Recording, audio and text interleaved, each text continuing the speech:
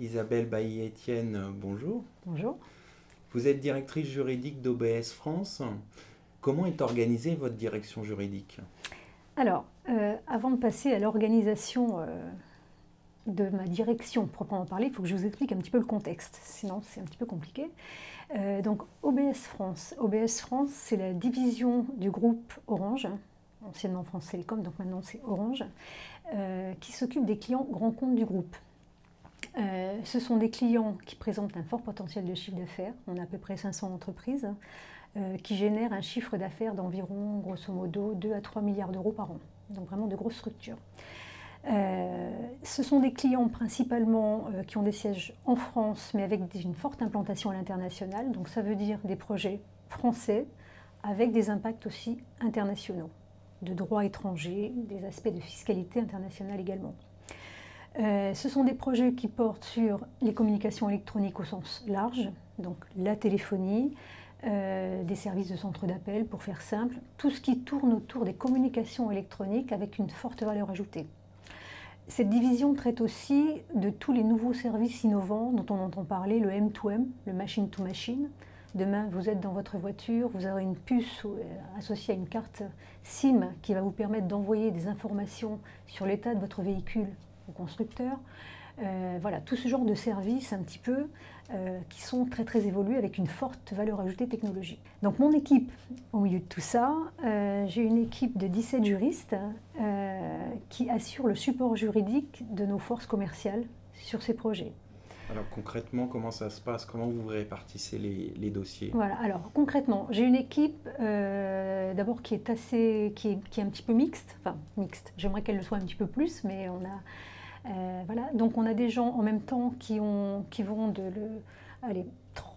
une petite vingtaine d'années, 25, 26 ans jusqu'à 40 ans.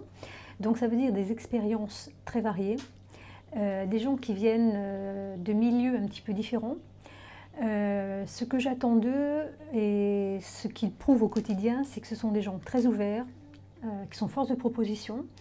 Vous savez qu'Orange est dans une position un petit peu particulière sur le marché des télécoms, on est en position dominante, donc on a beaucoup de contraintes, plus de contraintes que nos concurrents quelquefois. Donc il faut à la fois tenir compte de ces contraintes pour pouvoir vendre et en même temps être imaginatif.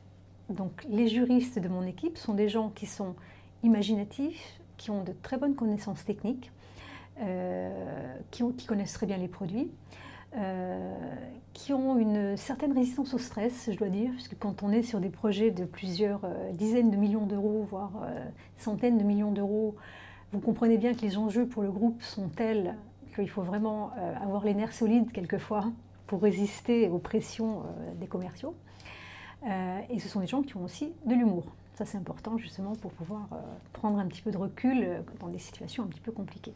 Et quels sont donc les problèmes juridiques ou les contentieux que votre équipe a à traiter? Alors, les problématiques juridiques principales, elles sont liées au droit de la concurrence. Comme je vous l'ai expliqué, Orange est en position dominante encore sur un certain nombre de marchés qui composent les communications électroniques.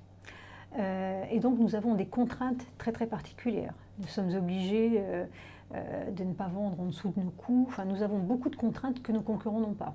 Donc les problématiques, elles portent essentiellement là-dessus. Un exemple très simple, vous êtes en concurrence sur un marché public, vous allez faire vos meilleurs prix et puis vous allez vous apercevoir quelque temps après que l'attributaire a fait des prix 30% moins chers que vous. Vous avez fait vos prix au maximum de ce que vous pouviez faire.